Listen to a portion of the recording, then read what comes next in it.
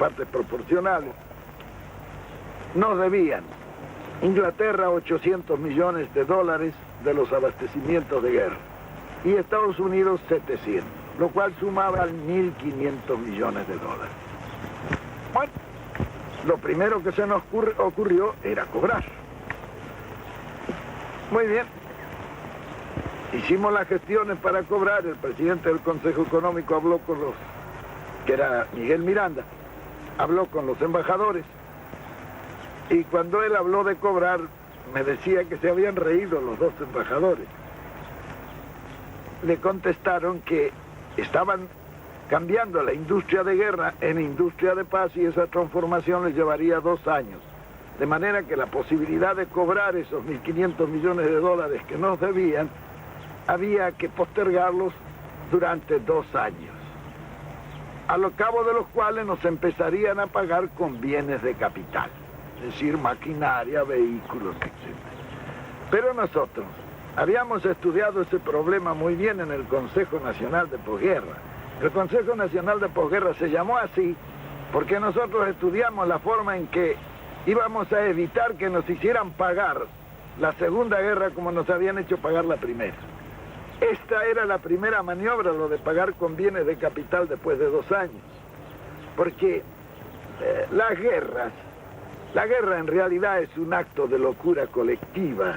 Es como un individuo que en su casa se vuelve loco y empieza a romper todas las arañas y todo lo que tiene. Cuando pasa el ataque, viene la parte dura, que es volver a poner la casa, ¿no? Bueno, en la guerra pasada exactamente lo mismo. Había terminado la guerra y había que pagarla.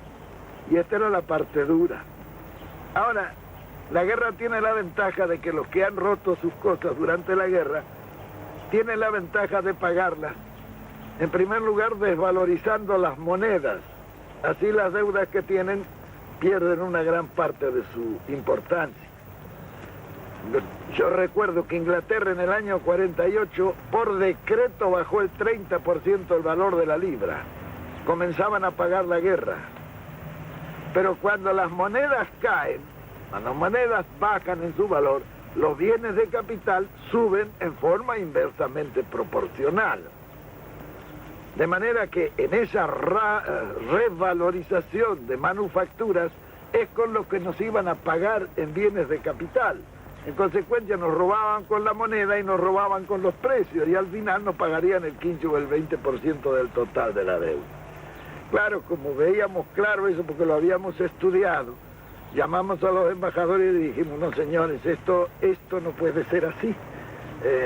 Nosotros tenemos una deuda de 3.500 millones de dólares que queremos repatriar, entonces comiencen ustedes por rebajarnos de esa deuda los 1.500 que nos deben.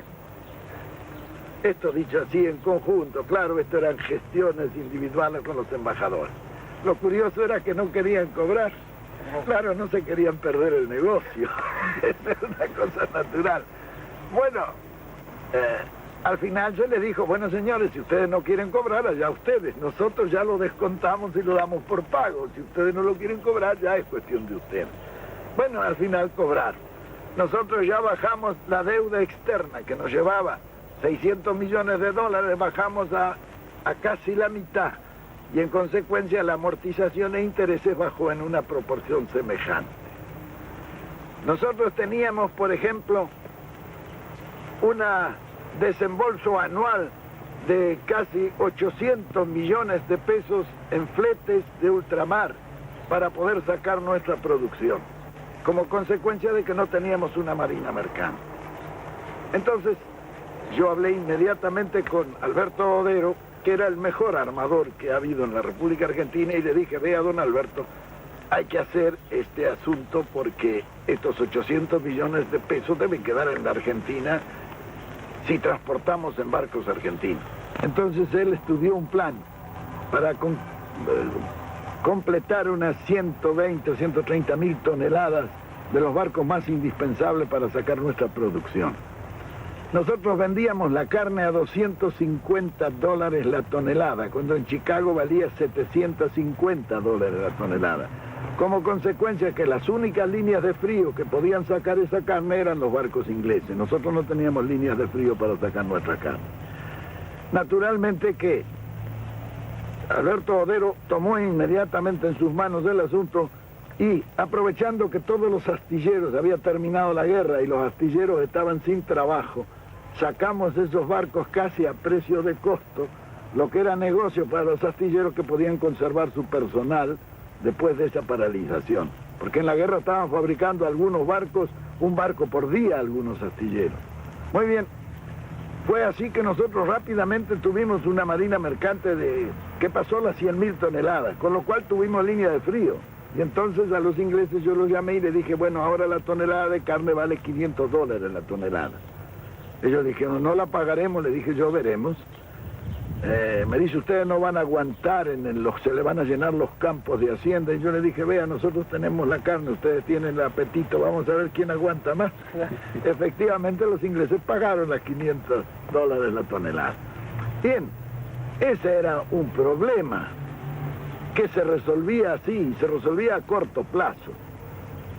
Lo que nos disminuía esos 800 millones de pesos que pagábamos en transportes de ultramar, ya iban a comenzar a quedar en el país. Bien, después fuimos a los servicios financieros que se pagaban casi $1.000 millones al año. En un país de una producción como el nuestro, $1.000 millones representa un negocio ruinoso si uno lo tiene que mandar al exterior en servicios financieros. ¿Para pagar qué? Para pagar las empresas de servicios públicos que eran todas extranjeras, los ferrocarriles, los tranvías y la Corporación de Transporte de la Ciudad de Buenos Aires, que había sido un acuerdo leonino que habían hecho por un contrato ley en la época de la famosa misión Roca-Runciman en Inglaterra, el gas, en fin, todos los servicios públicos, teléfonos. Muy bien. Cuando se trató ese asunto, tuvimos una discusión muy grande dentro del gabinete, porque Miranda, un hombre práctico, dijo, esto se compra todo, y entonces dije, bueno, ¿con qué plata? Sin plata, dijo, y efectivamente se compró todo sin plata. Se compraron los ferrocarriles, los teléfonos, se hizo la marina mercante, se compró el gas, los seguros, reaseguros, se nacionalizó la exportación, los depósitos bancarios, en fin. Todas esas medidas permitieron que nosotros bajáramos sistemáticamente los servicios financieros al 10% de entrada. ¿Cómo fue que se compró sin plata, general? Los ferrocarriles. Bueno, por ejemplo, los ferrocarriles se compraron con una habilidad extraordinaria de Miguel Miranda. Él era un comerciante y un negociante hábil. Él hizo correr primero la voz de que nosotros compraríamos los ferrocarriles. Los ingleses, que habían terminado la guerra y andaban un poco pobres, se vinieron enseguida a venderlos. Cuando llegaron, Miranda le dijo, no, nosotros no hemos dicho nada, dicho eso es una cosa, bueno, pero si ustedes los vendieran y nosotros los compraríamos, ¿cuál sería el precio? Y entonces los ingleses, que era el directorio de Londres ya, le dijeron el valor del libro. ¿Y cuánto es el valor del libro? 10.000 millones de pesos argentinos. Miranda lo miró y se rió. Le dice, ¿cómo vamos a pagar 10.000 millones de pesos por fierro viejo? No era fierro viejo. Estaban funcionando cerca de 50 y tantos mil kilómetros de vía con estaciones y en muchas partes una legua a cada lado, que era lo que le habían dado en la concesión inicial. Había pueblos. Había 26.000 propiedades de los ferrocarriles. El Dock Sud, el puerto de Buenos Aires, era de los ferrocarriles ingleses. Muy bien, claro, se siguió negociando. ¿Cómo se hizo este negocio? Bueno, Miranda empezó a regatear. Los ingleses estaban duros, porque para negociar los ingleses son muy hábiles y muy duros. Hasta que bajaron a 8.000. Y Miranda siempre decía, no es posible. Los ingleses ya habían estado muchos días en Buenos Aires, se querían ir. Bueno, y un día cometieron un error. Lo vieron a Miguel Miranda y le dijeron, vea, si ustedes nos pagan 6.000 millones por los ferrocarriles, nosotros le depositamos a usted y a Perón, en un banco que ustedes nos indiquen, 100 millones de dólares. Al día siguiente, claro, estos negocios se hacen así. Al día siguiente Miranda a Diana ya estaba golpeándome la puerta de mi pieza en la residencia y me dijo, vea general, ya está listo este negocio, lo vamos a sacar porque si nos ofrecen una coima para que le paguemos 6.000 millones porque no valen los 6.000 millones. Bueno, siguió discutiendo y un día vino y me dijo, bueno, está cerrado el asunto. Los conseguimos los ferrocarriles por 2.029 millones de pesos. Era el precio que habían ajustado. Me dice, y eso lo podemos hacer muy fácilmente. En el contrato de compra-venta, Miguel Miranda le puso que se compraban bienes directos e indirectos de los ferrocarriles. Esos indirectos representaban 26.000 propiedades que tenían los ferrocarriles en el país. Esto no se dieron cuenta los ingleses cuando se hizo el contrato de compra-venta. Por eso Mr. Eddy cuando se firmó se desmayó. Recién se dio cuenta.